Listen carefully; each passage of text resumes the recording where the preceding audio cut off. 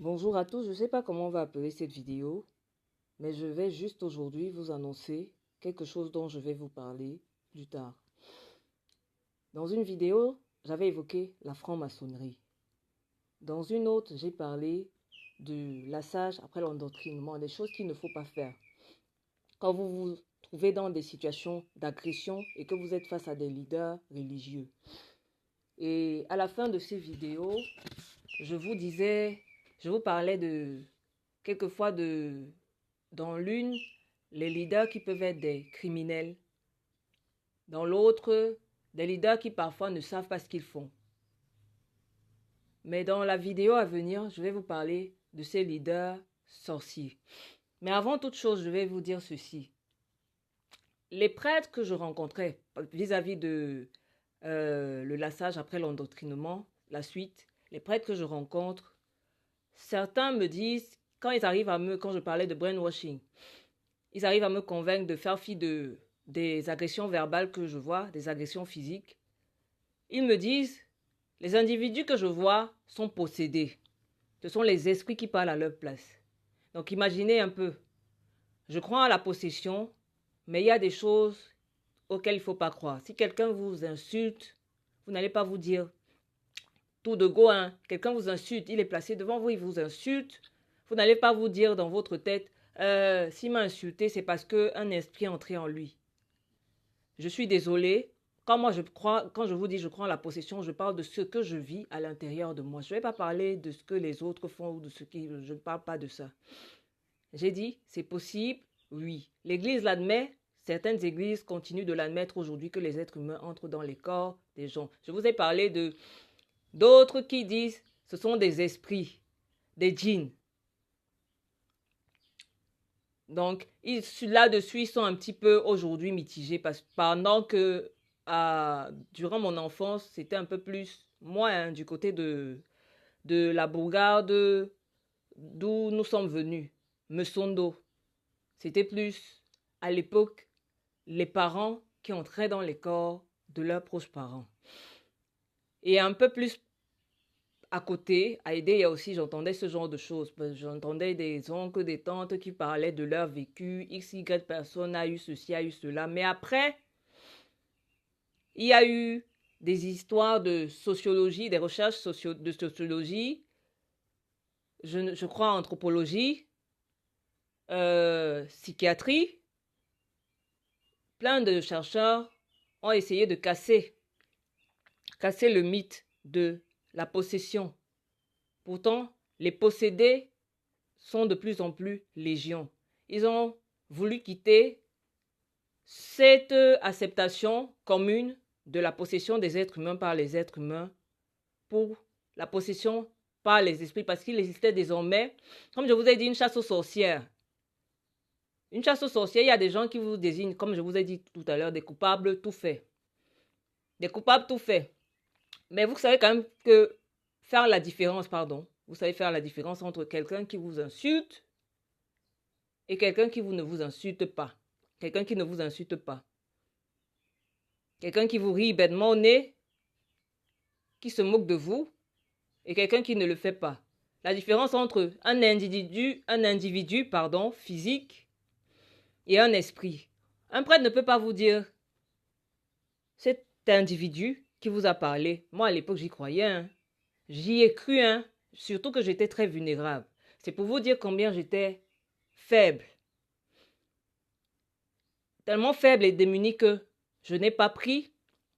J'étais mature pour moi parce que les gens autour de moi qui étaient aussi dans l'endoctrinement mal poussé ne voyaient pas les choses telles qu'il fallait. Donc j'étais isolée dans ce que je vivais et victime. Je ne suis pas en train de leur jeter la pierre pour ceux qui sont très naïfs, qui vont commencer à raconter des bêtises dans leur esprit. Je parle des choses logiques. J'étais non seulement une victime, mais eux aussi étaient des victimes parce qu'ils devaient vivre ça, comment on va dire, ce que je vivais indirectement. Ce que je vivais leur était imposé. Et il y avait parmi eux, autour de moi, des coupables tout désignés par certaines personnes que j'ai déjà citées. Et c'est très difficile pour un père ou pour une mère ou pour un fiancé, un ex-fiancé, de recevoir ça en plein visage. Je m'adresse, je sais pas, rapidement à mon ex-fiancé. Tout ce que je fais, c'est pour te dire que je ne t'en veux pas. Je t'ai déjà dit ce que j'avais à te dire. Pourquoi est-ce que j'ai coupé les ponts avec toi? L'homme qui est parti, qu'ils ont tué, était tellement important pour moi que la rage que j'ai ressentie ne pouvait qu'aboutir à une séparation, à une cassure de cette amitié que j'avais accepté de te consentir grâce à lui. Ça n'empêche que je parle de toi à bout de chou. Je n'y peux rien, c'est ça, il a ton sang. Tu es son père. Un jour, vous allez vous retrouver. Mais ça ne se fera pas sans moi et mon fils ne partira jamais vivre avec toi. Que quelqu'un ne se dise pas que je suis en train de chercher à revenir. Je ne veux pas revenir avec toi. En réalité, c'est ce que j'essaye de dire. Je suis toujours dans ma difficulté, en train de vivre, comment on va dire, en train de vivre un cauchemar. Mais la femme qui est ici réitère ce qu'elle t'a dit. Elle te demande juste d'ouvrir tes yeux sur tous ceux qui t'entourent. Parce que, à l'époque, quand ils ont sorti les histoires de Gibangel, je te disais qu'il s'agissait de toi et de faire très attention à certaines personnes autour de toi. Il y a des noms que j'ai prononcés. Ma plainte, j'appuie. Vis-à-vis de toi, hein, je reconfirme mes écrits. À ceci près que, va au niveau de l'autre vidéo, je parle de qu'est-ce que le terrorisme. Il y a des choses qui ont évolué aujourd'hui avec le temps. La personne qui était recroquevillée n'est plus celle-là. Tu te souviens que je me mets à lui parler, je n'avais pas prévu ça, mais il faut que je termine. Le corps de ta petite sœur, vous ne l'aviez pas vu. L'empressement de ta famille, de cet homme qui était ton père à vouloir rapidement l'enterrer, alors que vous vouliez faire venir le corps à Yaoundé. Moi, je ne connais pas cet homme. D'ailleurs, cette femme qui est avec lui, je ne fais que parler d'elle. Elle est dans ma plainte. Elle est dans ma plainte. Et je ne retire pas mes propos parce qu'aucune enquête n'a été menée. Aujourd'hui, ils peuvent très bien l'avoir assassiné parce que j'ai vu qui j'ai vu. Et masquer les faits parce que j'ai aussi dit qui fait quoi. Donc fais très attention. C'est tout ce que j'ai à te dire. Fais très attention à qui est autour de toi. Parce qu'ils continuent de s'amuser à faire des clips vidéo maintenant qu'ils vont passer à la télévision avec des superstars. Ils ont même des membres de leur famille qui sont des superstars. Ils estiment qu'ils sont arrivés, ils ne vont jamais tomber. Des politiciens. Je te dis, fais très attention parce que quand je coupais les ponts avec toi, je voulais protéger mon fils. Parce que pour moi, c'est lui. Il est tout ce qui me reste. Ça ne veut pas dire qu'il est mon talon d'Achille. Qu'il se le mette, il se le rend très bien dans le crâne. Jamais. Depuis qu'il est né, j'ai appris à être détaché. Parce que je suis agressée. Agressée depuis plusieurs années, bien avant sa naissance. Mais je n'en prends connaissance qu'au moment où il vient au monde. Tu as connu les agressions spirituelles aussi. Celles qui m'ont conduit au Mont Fébé pendant ma grossesse de Shadé. Shadé, j'avais appelé ma fille. D'ailleurs, je suis nommée la plupart du temps mes enfants du nom de Dieu. Ça, j'avais mes croyances en Dieu. Mais je les surnommais. Je leur donnais des noms, pas surnommés. Je leur donnais des noms. Elle devait s'appeler Cléoandre Shadé. Shaddai, pour dire Shaddai, El Shaddai. Je disais Shadé. Je prononçais, c'était écrit Shaddai, mais je prononçais Shadé. Cléoandre, Cléopâtre. Cléopâtre et Alexandre. C'est un mélange des deux. Cléopâtre, Alexandre et Shaddai. Donc, tu as vécu toutes ces choses. Tu sais la personne que tu avais en face de toi comme je sais la personne que j'avais en face de moi. Il y a eu des jeux, des petits jeux, et tu sais que tout ce que je t'ai dit était vrai, et tu sais que tu m'as menti à un certain niveau. Ça, je t'avais pardonné ça. Nous étions maintenant des amis. Nous étions des amis parce que ma famille avait su apaiser ma colère. Je ne fais que te parler en réalité à chaque fois. Quand on se voyait tous les deux, je te parlais à chaque fois de mon père, grâce à qui tu es venu, tu as pu reconnaître ton fils parce que à un moment donné, je ne voulais plus. Mais en réalité, ce n'était pas uniquement mon père. Tu sais que ma mère est celle qui t'ouvrait tout le temps les portes quand j'étais en colère. Et les gens te montaient contre elle à raconter des stupidités. Je ne vais pas en parler parce que tu n'es pas celui-là. Tétard sont Tatar, on va dire tatar, pas tétard. Ou plutôt tétard, oui, tétard, parce que je te le reproche beaucoup. Tu es naïf. Et c'est ça qui fait que notre couple n'a jamais pu être équilibré. Tu es naïf. Tu ne sais pas voir les gens. Tu ne sais pas voir les gens autour de toi. Tu acceptes tout comme un béni oui-oui. Tu ne sais pas analyser les choses.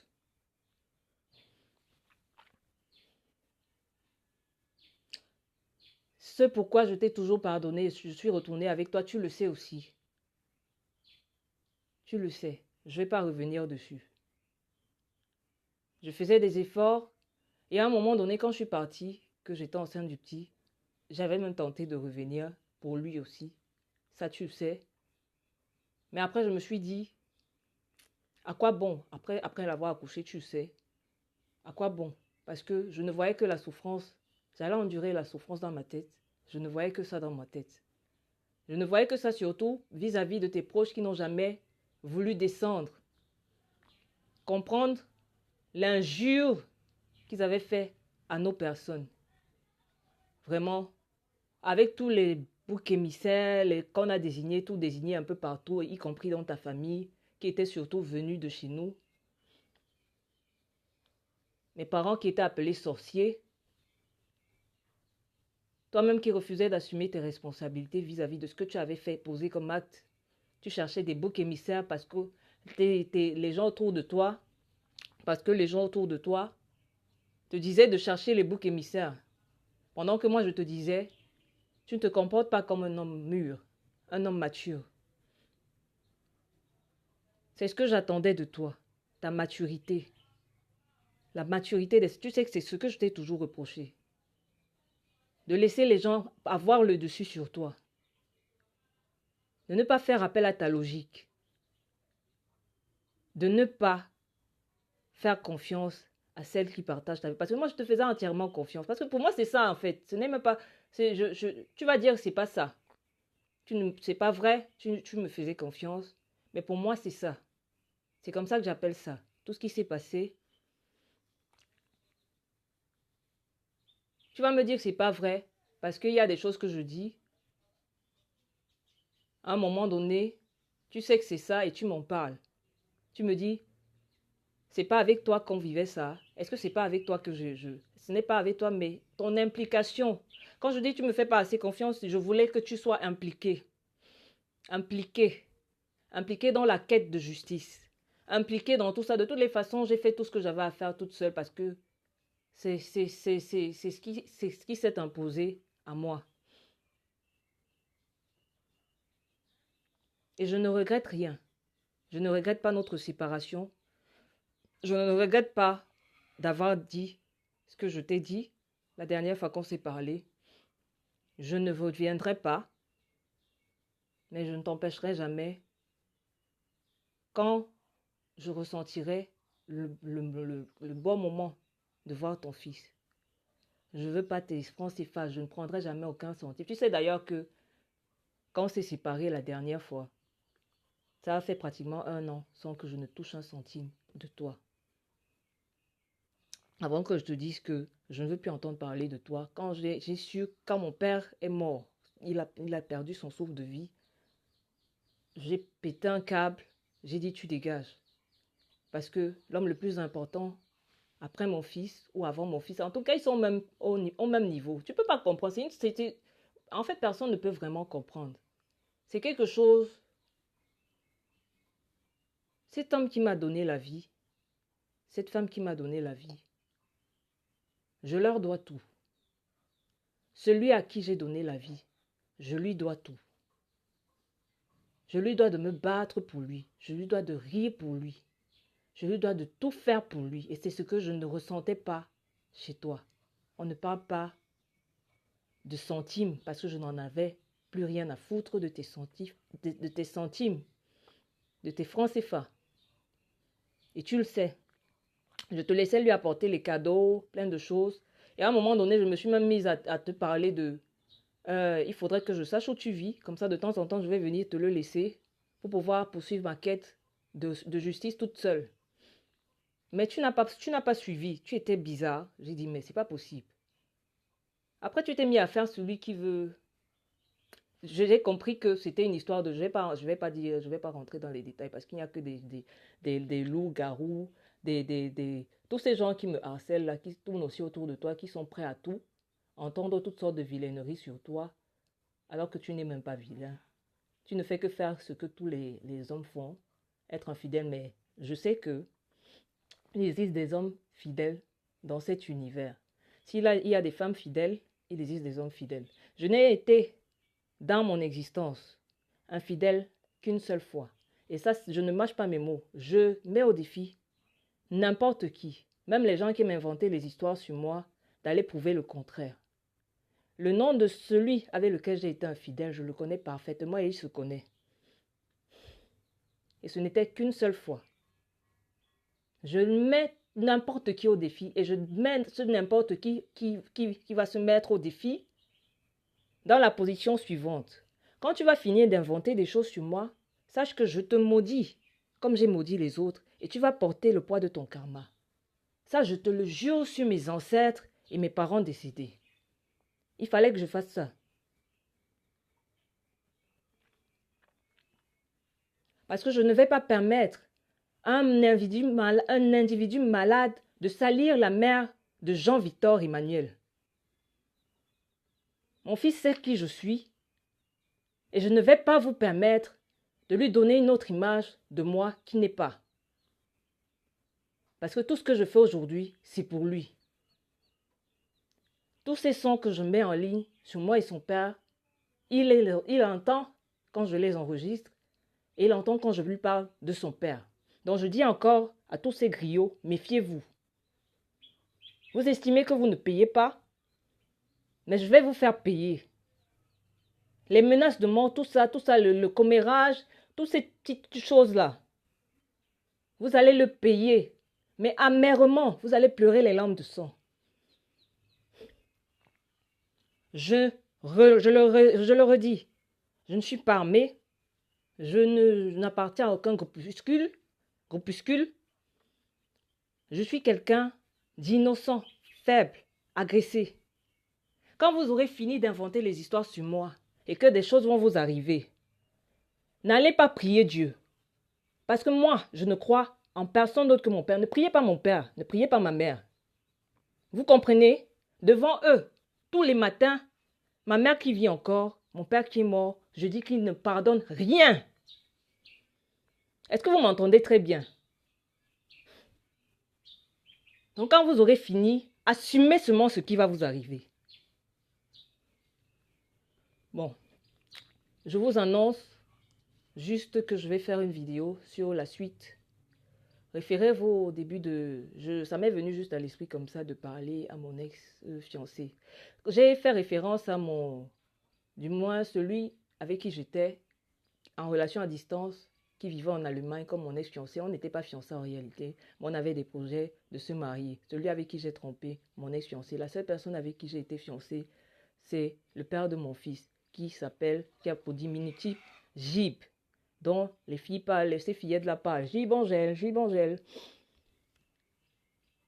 J'ai des allergies. C'est pour ça que tout le temps vous m'entendez, j'ai un chat à la gorge, j'ai ceci, c'est comme ça, j'ai grandi avec.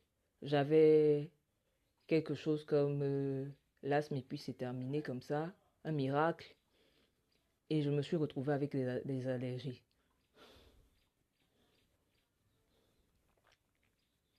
Donc, ça va venir très bientôt. Ça va venir. Je réfléchis aussi à me montrer. J'ai pas peur. Il y a des individus qui n'ont jamais même fait partie d'un quelconque projet de ma destinée qui ne font que s'inventer des vies dans ma vie. À eux, je dis encore ceci, méfiez-vous.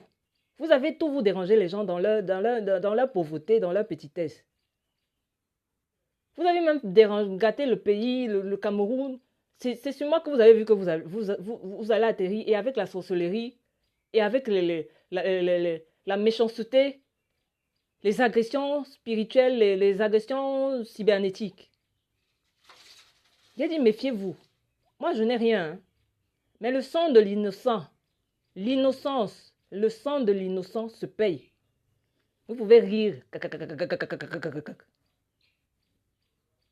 Après, vous partez fumer des joints, sniffer la coke, faire plein de choses stupides. Après, il vous arrive des choses, vous ne comprenez pas d'où ça vient. Tellement vous vous tapez la poitrine, je suis King Kong. Vous gonflez, vous faites les muscles, vous vous baladez. J'ai fait ce que j'ai fait, personne ne va rien me faire. Je vous répète encore ça. Le sang de l'innocent se paye. Allez même vous cacher dans les églises ou dans les confessionnats. Ou même chez les imams. Parlez-leur à cœur ouvert. Quand les choses vont vous arriver, hein, ne pleurez pas. Ne pleurez pas du tout. Quelles que soient les attaques spirituelles que je vais recevoir aujourd'hui, vous êtes bloqués, mes amis. Je ne meurs pas. Et que si ce n'est pas physique, vous n'allez rien me faire. Je vais voir mon fils grandir. Je n'ai pas peur des gens dont je parle à la porte d'à côté. Et je connais mon travail, même si c'est gratuitement que je travaille aujourd'hui. En parlant des terroristes, je vais continuer de le faire jusqu'à ce que je sois exaucé. Non seulement je vais faire mon travail, mais je vais aussi continuer de prier. Ceux qui nous ont précédés dans l'innocence et dans la mort. Dans la mort, mais surtout dans l'innocence. Oui. Pour que tout ça prenne fin. Et je sais que je serai exaucé. Et si ce n'est pas complètement exaucé, et que je dois quitter cette terre, je vais veiller à ce que ce soit totalement exaucé.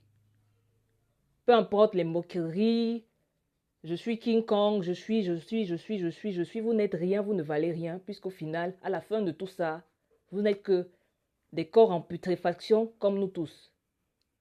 Vous avez beau posséder le pouvoir d'incarner les corps, mais à la fin, vous perdez vos souffles de vie, oui ou non? Oui. Vous puez.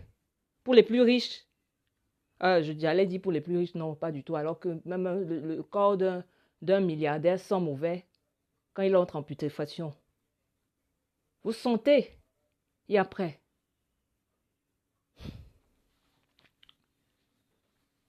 méfiez-vous. Je ne fais que vous dire, méfiez-vous.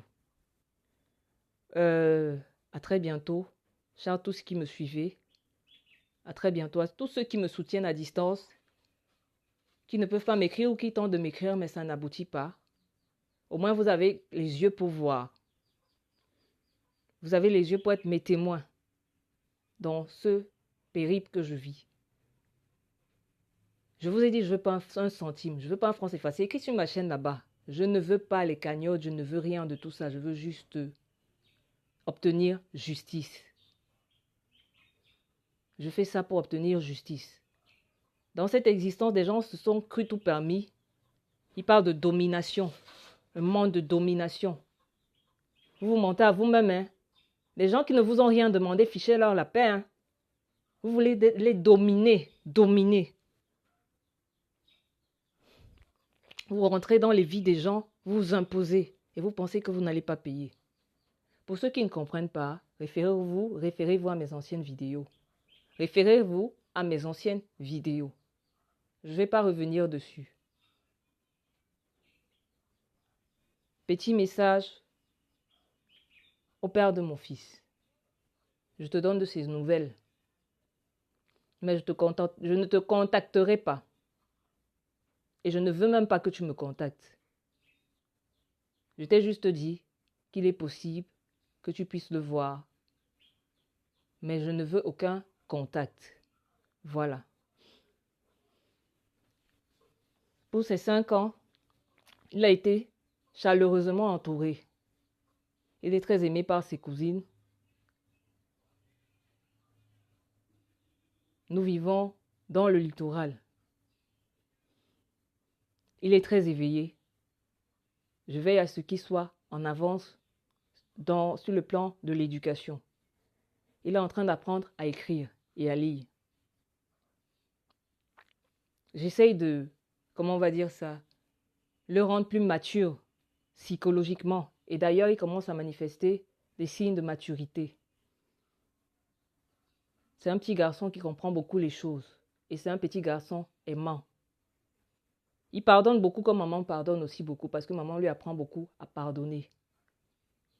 Mais il y a un truc où on est un peu, on s'entend pas encore pour le moment, c'est cette histoire de religion. Il n'a pas son opinion. En fait, je le laisse croire en ce qu'il veut. Mais je lui explique en quoi maman ne croit pas. Il est plus, comment dire, influencé par la majorité. Il me parle de Jésus parce qu'il était dans une école confessionnelle. Il me parle de Jésus et moi je lui dis Jésus n'est pas très intéressant. Après je me souviens que c'est un petit garçon et puis il va se mettre à raconter plein de choses. Ça c'est une parenthèse. J'ai dit Jésus n'est pas très intéressant. C'est pas comme ça que je lui dis les choses. Pour moi, Jésus n'est pas très intéressant pour moi. Je lui explique les choses telles quelles. Mais après je me dis il va se retrouver au milieu des enfants comme lui. Je ne veux pas influencer. Je lui dis je ne veux pas influencer ta façon de voir les choses. Voilà comment maman voit les choses et je lui dis quand les autres vont prier, papa va prier. Ils vient souvent me dire, ils vont prier. Maman, les autres pas prier. Je lui dis, tu veux prier avec eux? Il me dit oui. Je lui dis, vas-y. Parce qu'on va dire au nom de Jésus-Christ. Moi, je ne prie pas Jésus-Christ. Je lui dis, vas-y, va prier. En grandissant, je veux qu'il sache où il va. Qu'est-ce qu'il veut? Il veut ça, la religion là, où il veut celle qui n'est pas une religion, ma croyance, ma foi. Il sera libre de décider. Je ne veux pas l'influencer. Je le laisse faire ce qu'il veut. Voilà où il est. Il est grand, il est beau. Il veut me montrer tout le temps qu'il est fort et qu'il protège maman. Il apprend à se détacher aussi de maman. J'ai pas peur de vous, hein, les terroristes qui me menacent là. Quand je parle de lui, je sais que vous me spayez déjà. Dis donc, faut pas me faire comme si je suis en train d'exposer mon enfant. Alors que les gens sont à la porte d'à côté. Et puis, ils sont sur mes téléphones. Et puis, ils sont ici et là. Non, je n'expose personne puisque je suis déjà exposé. Telle est la question. Quelqu'un ne peut pas exposer les gens alors que ces gens sont déjà exposés. En réalité, telle est la question. Vous voyez dans mes YouTube, vous voyez vous-même comment c'est bizarre. Je sais que ça se voit. Comment je suis cyber-espionnée. Comment je suis cyber-attaquée. Je sais que vous savez de quoi je parle quand je parle des attaques spirituelles aussi.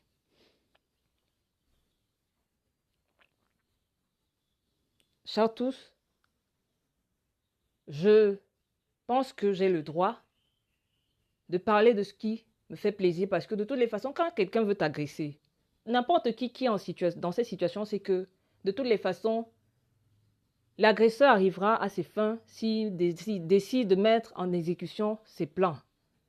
Quoi que tu fasses, si tu n'es pas protégé. Telle est la question. Et maintenant, l'autre question est, est-ce que je dois ne plus vivre? Parce que vous m'empêchez, vous me menacez. Est-ce que je ne dois plus vivre parce que vous me menacez?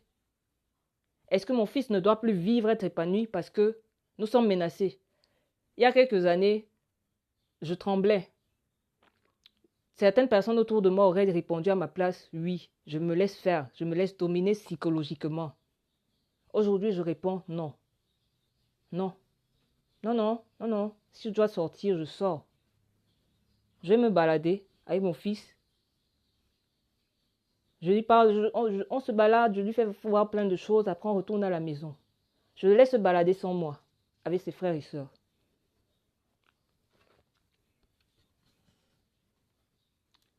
Donc, à tous, à plus tard.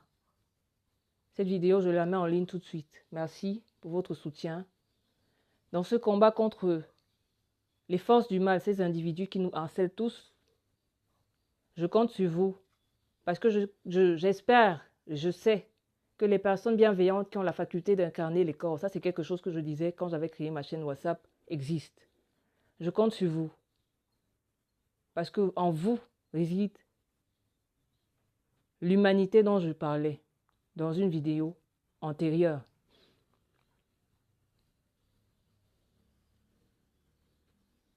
Si nous sommes des dieux, vous êtes des dieux et des anges. Veillez à ce que tous ceux qui incarnent, qui entrent dans les vies des gens pour tout piétiner comme des éléphants payent. Aussi vrai que tous ceux qui nous ont précédés dans la mort font déjà ce travail. Je vous remercie. Bonne journée. Sur ce, je coupe la vidéo.